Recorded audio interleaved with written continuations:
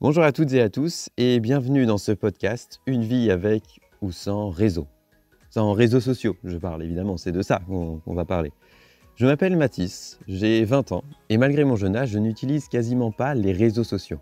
Enfin si, je les ai bien sur mon téléphone, comme tout le monde, mais je ne les utilise pas hormis pour recevoir et pour envoyer des messages.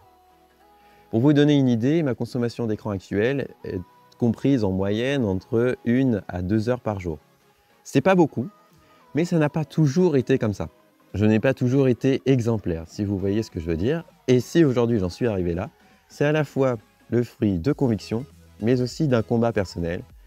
Parce que dans mes 20 ans, il y a une bonne partie qui a été passée avec des écrans et pas mal d'écrans. Alors pas forcément des réseaux sociaux, mais je vais vous détailler tout ça, notamment dans ce premier épisode, puisqu'au total il y en aura 3, où je vais vous raconter ma relation personnelle avec les écrans et comment elle a évolué au fil des années. Donc bienvenue dans Une vie avec ou sans réseau, c'est le premier épisode, une relation personnelle avec les écrans.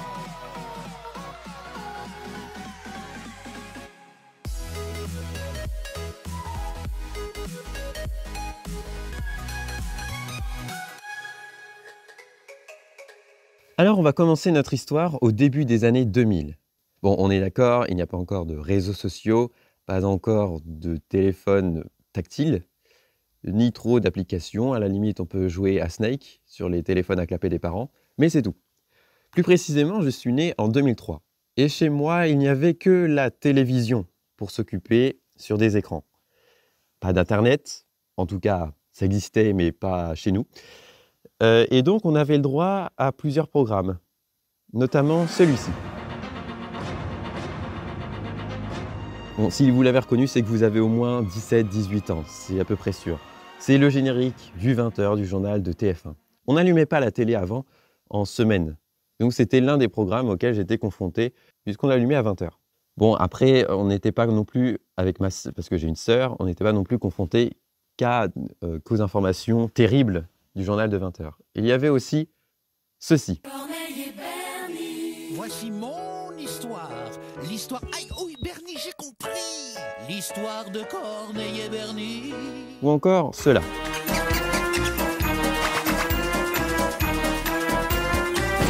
Ah, puis celui-là aussi.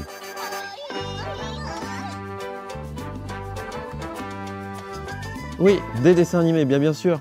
Il y a les programmes pour enfants. Si vous avez entre 15 et 25 ans, il est certain que vous en avez au moins reconnu un générique. Donc on avait le droit à la fois à la télé à partir de 20h, sachant qu'on se couchait à 20h30 en semaine.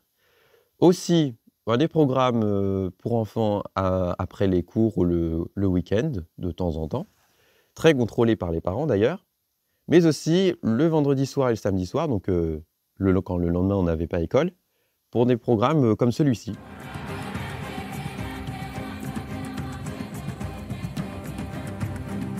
Ou celui-là. Finalement, c'était assez limité. On n'avait que la télé et pas non plus une consommation absolument extraordinaire, puisque mes parents avaient un contrôle vraiment très étroit de ce que l'on faisait. Dans mes années primaires, donc entre CP et CM2, 6-10 ans globalement, les écrans apparaissent progressivement. Donc au départ, on n'avait que la télévision. Puis après, les écrans sont apparus progressivement avec par exemple une DS et puis un ordinateur à la fin des années 2000. Donc l'arrivée d'Internet, progressivement, l'arrivée des écrans, etc. et de l'époque, j'ai envie de dire, moderne qu'on connaît aujourd'hui avec des écrans un peu partout. Et d'ailleurs, j'ai une petite anecdote à ce sujet, et c'est assez amusant de voir l'évolution en 10 ans. En CM2, ma maîtresse nous avait raconté qu'il y avait une famille qui avait passé une semaine sans télévision. Et je précise bien sans télévision, je ne dis pas sans écran, je dis sans télévision. Et on avait déjà, dans la classe, on avait déjà trouvé ça assez incroyable, qu'il y ait une famille qui décide de se passer de ça, et qu'ils étaient confrontés à trouver d'autres occupations que la télévision, par exemple le soir. C'est vraiment très commun de regarder la télévision le soir. Et donc, cette famille avait ce défi-là. Et ce n'était que la télévision, puisqu'il y avait c'était vraiment le média essentiel à l'époque. Et on voit qu'à l'espace de 10 années, on a multiplié télévision, téléphone, ordi, tablette, etc. Imaginez aujourd'hui si on essaye pendant une semaine de se couper totalement des écrans. Le défi serait multiplié par 12, vraiment. Donc jusqu'en primaire, notre consommation d'écran, notamment de télévision, de DS et d'ordinateur, était vraiment très contrôlée. On devait demander, par exemple, pour avoir accès à l'ordinateur ou pour jouer à la DS, à Pokémon par exemple. Et aussi, on avait un temps limité. Puis après, le collège, c'est le début des premières libertés, quand tu peux commencer à regarder des programmes à la télé tout seul, choisir ce que tu regardes avec l'émergence du replay par exemple, avoir accès aussi à l'ordinateur, ou tout un tas de choses. Et c'était vraiment un privilège quand tu commençais le lundi matin à 10 h, tu savais que tu avais 2 heures tranquilles, où tu pouvais faire ce que tu voulais à la maison. C'était quelque chose d'assez inédit de vivre, d'être tout seul à la maison. Ça n'arrivait pas au primaire, c'est très peu. Mais c'était surtout quelque chose qui marquait le collège, notamment quand tu arrivais plus tôt des cours ou que tu commençais plus tard que 8 heures. Donc on sautait sur l'occasion avec ma sœur d'allumer la télé notamment, pour regarder ce qu'on voulait. Mais bon, en soi, ce n'est pas une vraie rupture avec la période précédente. Les parents continuent à contrôler notre temps d'écran, et puis de toute manière, c'était quand même un contrôle. Enfin, le temps tout seul à la maison était quand même assez limité.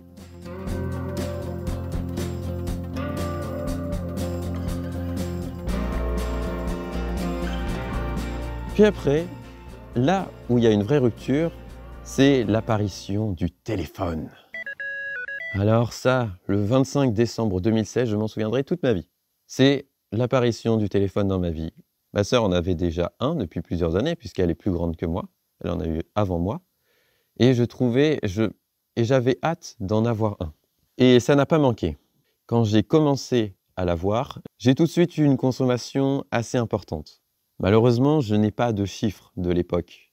Mais je sais que c'était assez important. Notamment, j'adorais jouer aux jeux mobiles. Pour certains, c'est des jeux sur ordinateur ou des jeux sur console. Moi, j'ai jamais joué quasiment à tout ça. J'ai surtout joué à des jeux mobiles. Juste, le bruitage de certains jeux vont peut-être vous rappeler quelque chose si vous y avez déjà joué, ou bien que vous avez entendu parler des gens jouer à ça. Par exemple, celui-ci, c'est Clash of Clans. Celui-là, c'est Brawl Stars. Ou encore celui-là, Hay Day. Bon bref, j'ai testé tous les jeux Supercell. Dans mes années collège, puisque 2016, ça tombait en plein dans ma 4e, entre la 4e et la seconde, j'ai vraiment passé beaucoup de temps à jouer à des jeux mobiles. Ça me posait absolument aucun problème de passer une bonne partie de ma journée et avoir comme principale occupation de jouer à Clash of Clans par exemple. D'ailleurs, si vous n'en avez jamais entendu parler, vous m'auriez connu à l'époque, vous auriez bien connu le jeu parce que j'en parlais assez fréquemment. J'étais absolument fan et c'était ma principale occupation en fait. Je jouais dès que j'avais du temps libre, parfois entre les cours et la plupart du temps le matin avant d'aller en cours et puis le soir en rentrant. Je pensais vraiment beaucoup à ça. En plus, ça m'offrait, il faut savoir que sur ce jeu, notamment, il y a un système de clans dans lequel on retrouvait un chat pour pouvoir discuter avec les membres de son clan. Et donc, j'ai développé une sorte de nouveau cercle de sociabilité sur ces jeux-là, alors que j'étais au collège notamment assez timide, avec une faible confiance en moi. J'y reviendrai certainement dans cet épisode. Et donc, j'étais vraiment très heureux sur ces jeux-là, de pouvoir parler à de nouvelles personnes par message dans ces jeux-là. Donc, hormis la guitare que je pratique depuis très longtemps, ça a été vraiment quasiment ma seule occupation. Et d'ailleurs, ça agaçait beaucoup mes parents. Parce qu'à chaque fois qu'ils rentraient dans ma chambre, ça ne loupait quasiment pas en fait, hein, globalement c'était ça. À chaque fois qu'ils rentraient dans ma chambre, ils me trouvaient derrière la porte, debout, en train de faire du téléphone et de jouer globalement. Et vraiment, je ne pensais qu'à ça. En vacances, je pensais aux jeux, je pensais à ce que j'allais améliorer, je pensais à tout ça, vraiment. Le téléphone, c'était une libération supplémentaire puisque je l'avais en permanence avec moi. Et donc, mes parents n'avaient plus le contrôle là-dessus, ni de ce que je faisais, ni du temps d'écran. Il y avait 2 règles tout de même à la maison. La première, c'était pas de téléphone au repas. Ça, c'était une règle qui est présente depuis toujours. Et aussi, une autre règle, c'est celui de de l'interdiction du téléphone la nuit. Étant donné que j'étais fan de mon jeu et que je ne pensais quasiment qu'à ça, bon après là je vais passer pour un gros geek, mais bon, je caricature un peu quand je dis que je pense qu'à ça, c'était pas totalement vrai, j'avais d'autres occupations et je ne jouais pas non plus en permanence, mais j'y pensais vraiment très souvent et ça rythmait mes journées. Au point que malgré l'interdiction d'en faire la nuit, bah, je trouvais des stratagèmes pour avoir accès à mon téléphone la nuit. Et ça m'est arrivé plusieurs fois de jouer la nuit jusqu'à minuit par exemple.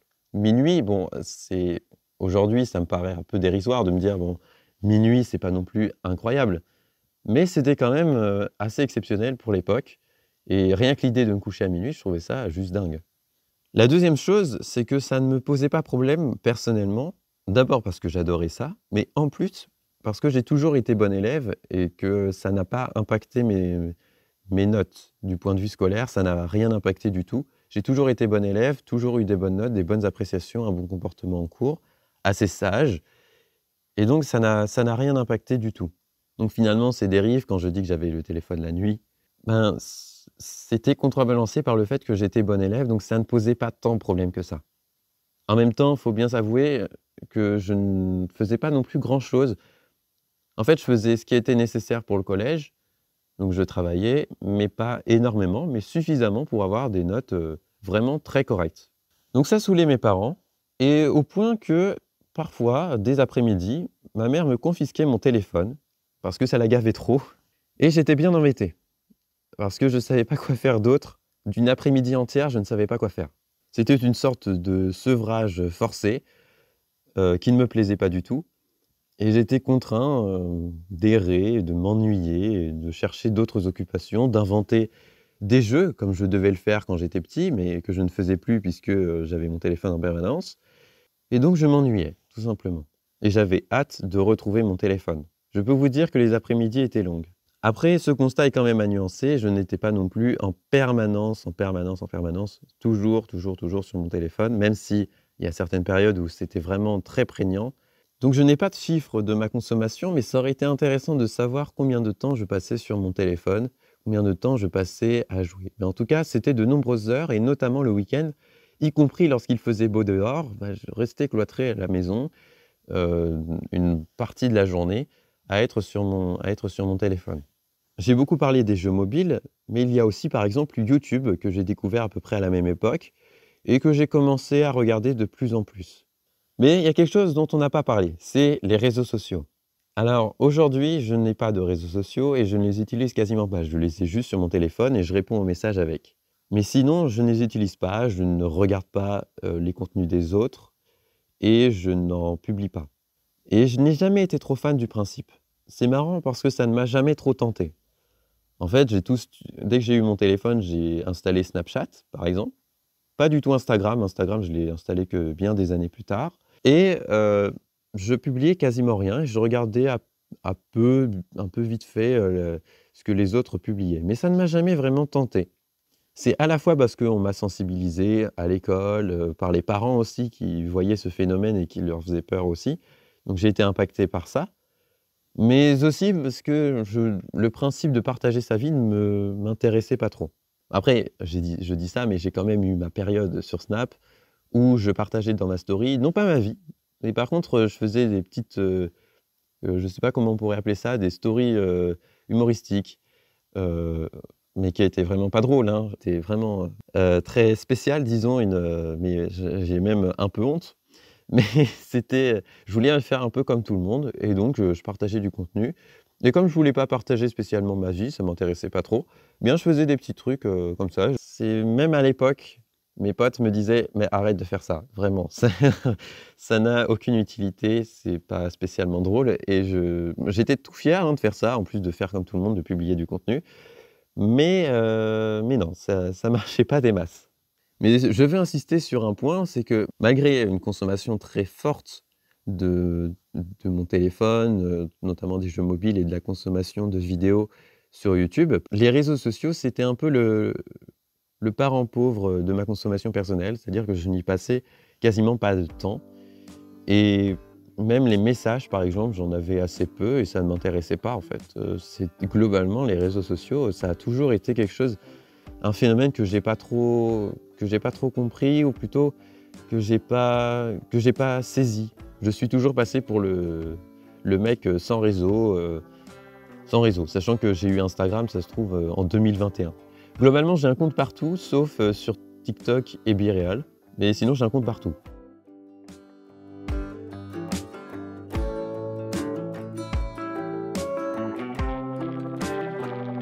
On va s'attaquer, après l'enfance et le début de l'adolescence, à la période où j'ai cherché à me libérer de cette consommation. Je vous ai dit, j'étais bon élève, cette consommation ne me posait pas de problème, j'étais très content de jouer à des jeux mobiles, de regarder des vidéos, mais il est arrivé un temps, à partir de la classe de première notamment, donc à peu près 2020, où je me suis dit ça commence à poser problème et je commence à avoir envie d'autre chose. En fait, j'avais de nouvelles envies. J'avais plus envie trop de passer mon temps sur des jeux mobiles, à regarder des vidéos. J'avais d'autres envies et je commençais à me construire une identité, des goûts, savoir ce que je voulais faire un peu plus dans la vie. C'était un processus et donc progressivement, cette consommation d'écran commençait à impacter mes envies pour la suite. D'ailleurs, dans un même mouvement, à partir de la première, j'ai substitué les jeux. J'ai commencé à arrêter progressivement à jouer à des jeux mobiles pour uniquement me concentrer sur YouTube. Ce qui m'a un peu porté préjudice quelque part, c'était une simple substitution et non une diminution des écrans. Et donc ça commençait à me poser problème, cette consommation, parce que je sentais que je subissais plus qu'autre chose. Si jamais vous avez cliqué sur ce podcast, que vous écoutez cet épisode, ça veut peut-être dire que vous êtes intéressé par tous ces sujets d'écran. Vous êtes notamment peut-être au courant qu'il y a des algorithmes sur les plateformes, sur les réseaux sociaux, dont YouTube fait partie, qui fait que ça libère dans le cerveau de la dopamine, l'hormone du plaisir, et qui nous pousse à rester le plus longtemps possible. Donc, en première, j'étais encore chez mes parents et je commençais à avoir ce problème. Mais surtout, ça a commencé à devenir vraiment un problème à partir des vacances, des grandes vacances de la fin de la terminale. J'étais encore chez mes parents et j'avais beaucoup de temps libre puisque j'étais en vacances. Mais je passais une bonne partie de mon temps sur YouTube, de manière tout à fait impuissante. D'ailleurs, je m'étais même fait un post-it devant moi, bon, qui n'a eu que très peu d'effet, voire même 0, où j'avais écrit « Impuissant, cesse de traîner sur YouTube ». Donc j'avais vraiment conscience depuis l'été 2021 de ce souci. Et j'ai mis à peu près 1 an et demi à me battre et à chercher, à trouver des solutions pour éviter de passer trop de temps sur YouTube. Sauf que je vous ai dit combien j'avais passé d'années depuis la 4e à être sur mon téléphone, à regarder des vidéos, à jouer à des jeux sur mobile. Tout ça, ça crée des habitudes ancrées et c'est difficile à enlever. À rajouter à cela, comme je vous ai dit aussi, qu'il y a les algorithmes et la libération de dopamine à chaque fois qu'on reste sur ces applications, qui fait que l'on reste sans même trop le vouloir et parfois contre ses intérêts. Et là où ça a posé le plus problème, c'est quand je suis arrivé à la fac. J'ai changé de ville, j'ai arrêté de vivre chez mes parents et je vivais donc tout seul. Et il fallait que je me gère tout seul. Mais en plus de ça, la difficulté qui s'ajoute, même si j'ai jamais eu trop de problèmes avec ça, c'est qu'il faut subvenir à ses propres besoins. Il faut aller faire les courses, faire à manger, faire la lessive, etc. Et ce que je vais vous expliquer maintenant, c'est ce que j'appelle un cycle permanent. Pour vous illustrer ça, ça va être extrêmement simple. En fait, j'avais depuis, comme je vous ai dit, depuis la première, ça faisait déjà 1 ou 2 ans que je cherchais à m'en libérer, où je commençais à avoir ce problème et je me suis dit, bon, il faut que je réagisse. Donc, il m'arrivait d'avoir des périodes, notamment à peu près 1 semaine, où je ne faisais quasiment pas d'écran, à une consommation à peu près comme celle que j'ai aujourd'hui, que j'ai décrite au début de cet épisode, à savoir 1 à 2 heures de téléphone, avec vraiment une consommation très limitée de YouTube. Le problème, c'est qu'à la moindre frustration, cette période de faible consommation était détruite. À la moindre frustration, à la moindre fébrilité, par exemple si j'étais contrarié dans mon emploi du temps, ou contrarié tout court par un autre événement, pour me soulager et pour me donner du plaisir immédiat, j'allais sur YouTube. Sauf que ce temps de YouTube, je pouvais y rester très longtemps. Je peux vous donner le cas de week-end que j'ai passé quasiment entier à ne regarder que des contenus vidéo. Par exemple, le vendredi soir, je commence à rester sur mon ordi, à regarder des contenus sur YouTube. Je laisse la vaisselle en plan. Le lendemain matin, le samedi, ayant une faible motivation, puisque la veille, je suis resté sur YouTube, eh bien, je retourne sur YouTube pour me déculpabiliser. Or, le sentiment de culpabilité augmente avec la consommation sur YouTube. C'est une sorte de cercle vicieux. Et donc, je pouvais rester tout mon week-end comme ça, en culpabilisant, et à passer de nombreuses heures sur mon écran. Alors, je me sentais vraiment honteux, j'avais beaucoup de culpabilité à l'époque. Plus je restais, plus c'était difficile. Et ce qui est très paradoxal, c'est qu'à la fois, tu as envie d'arrêter, mais en même temps, tu ne peux pas. Parce qu'il sera toujours plus difficile d'arrêter de regarder, de fermer l'application et de se dire « mais après toutes ces heures sur YouTube, qu'est-ce que je fais ?» La culpabilité te revient en pleine face. Alors que quand tu regardes ton contenu, certes, tu as la culpabilité qui émerge, qui grandit en toi, mais elle est un petit peu anesthésiée par le fait que tu sois distrait par ce que tu regardes. Et donc, si je devais faire un schéma classique, le cycle permanent, c'est ça. C'est une semaine où j'ai une consommation absolument très raisonnable et très faible de YouTube, de mon téléphone, etc. Et une semaine où où toutes mes occupations, tout mon temps libre est dû à ça. Et comme j'étais très honteux, que j'avais beaucoup de culpabilité, je ressentais des choses très négatives, que j'étais vraiment pas fier de moi. Et donc, j'en parlais pas autour de moi. Et donc, la première année de fac, la saison 2021, l'année scolaire 2021-2022, j'en ai quasiment pas parlé autour de moi. Puis après, je me suis dit, bon, il faut prendre son courage à deux mains et assumer de plus en plus. Donc j'ai commencé à assumer, à en parler un peu autour de moi, à dire que c'est un problème, que je subis cette consommation. Et pourtant, ça rentrait un peu en contradiction avec, avec mon discours sur les réseaux sociaux où je disais il faut moins consommer les réseaux sociaux, on est beaucoup sur ça aujourd'hui, il faudrait diminuer notre consommation, etc. Ça rentrait un peu en contradiction, donc il y avait un double message pour les gens à qui je parlais de mes problèmes sur YouTube. Et ils se disaient, mais en fait, il n'a pas de problème, il n'est pas sur les réseaux, de quoi il me parle. Et c'était très difficile. Le plus difficile, en fait, c'était d'être confronté à soi-même et ce sentiment de culpabilité et de honte. Donc, je me suis battu et j'essayais de chercher des solutions à chaque fois que je recommençais une période sans YouTube et dans une consommation raisonnable, de me donner des règles fixes, de me donner des règles strictes. Et je me disais, j'avais l'espoir à chaque fois, quand je revenais dans ces périodes-là, que ça allait fonctionner. Sauf que pendant 1 an et demi, à chaque fois, je rechutais au bout d'une semaine, 5, 7, 10 jours, voire même 14 jours, grand maximum. C'était vraiment très frustrant et une période très désagréable. Le problème n'était pas que je vive tout seul, j'ai toujours bien vécu tout seul, ça ne m'a pas dérangé de quitter le logement familial, si vous voulez.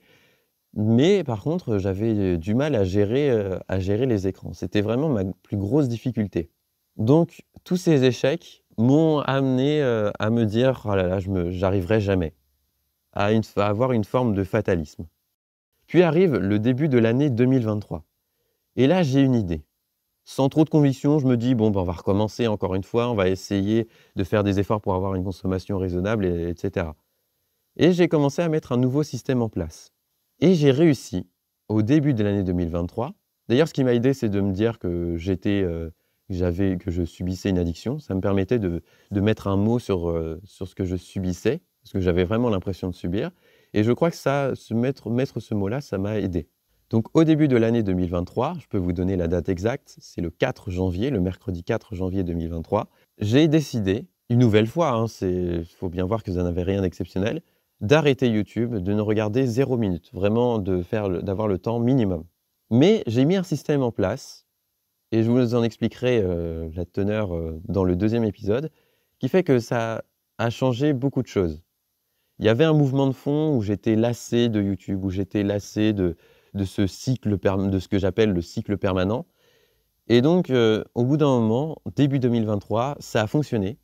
Et là, aujourd'hui, on est début juin, et je n'ai rechuté globalement qu'une seule fois.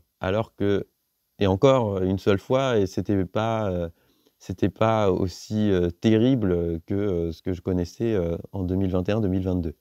Et pendant ces 5 premiers mois de l'année, je vis une meilleure vie. Je peux faire davantage de choses et globalement, je suis plus heureux. Bon, c'est quelque chose, ça a l'air d'être assez utopique, mais globalement, pour moi, les écrans et les réseaux sociaux, le fait de passer une majorité de son temps, d'être accaparé par tout ça, ça participe quelque part à notre malheur quand ce n'est pas contrôlé et quand on y passe une majorité de notre temps. Et donc, ça sera tout l'objet de ce deuxième épisode. Donc dans ce deuxième épisode, je vous expliquerai à la fois mes motivations à avoir une consommation très raisonnable et de ne presque pas utiliser les réseaux sociaux, ou bien les jeux mobiles, ou bien YouTube. Mes objectifs aussi, et puis les effets bénéfiques que je ressens depuis le début de cette année 2023, avec une consommation qui est globalement raisonnable et qui est restée assez stable sur toute la période. Je vous expliquerai aussi ce que ça fait de vivre sans réseaux sociaux dans une société où, effectivement, et notamment dans notre génération, on est entouré par tout ça. On se retrouve pour un deuxième épisode qui est d'ores et déjà disponible sur Spotify et Deezer. C'était Mathis, et à bientôt.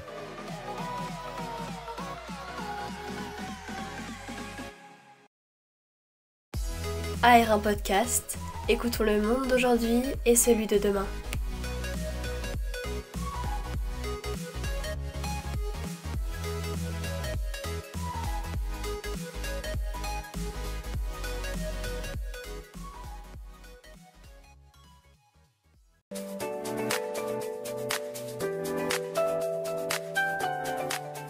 Bon, on a assez parlé d'écran, de téléphone et de réseaux sociaux. Samedi, je vous donne rendez-vous dans C'est ouvert pour parler d'écologie. Un sujet qui intéresse aussi les entreprises, puisque ces dernières années, elles ont développé toute une stratégie pour nous convaincre qu'elles étaient vertueuses sur le plan environnemental. Alors, dans cette émission, on essaiera de décrypter ce phénomène et puis aussi de ne pas tomber dans le panneau. Je vous donne donc rendez-vous samedi à 10h sur cette même chaîne YouTube. À très vite.